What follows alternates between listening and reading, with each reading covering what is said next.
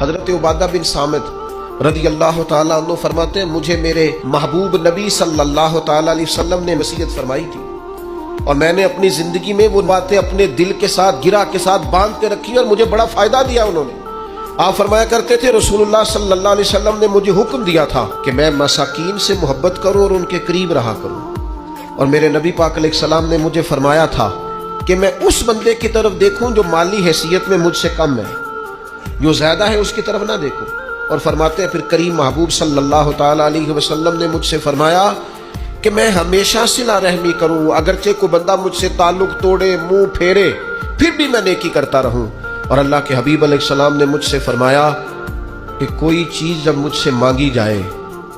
تو میں فوراً دے دوں، انکار نہ کروں، اور اگر میری پہنچ میں ہو، یہ شارحین حدیث نے لکھا ہے اگر پہنچ میں ہو تو وہ چیز دے دی جائے۔ اور پھر فرمایا نبی کریم صلی اللہ تعالیٰ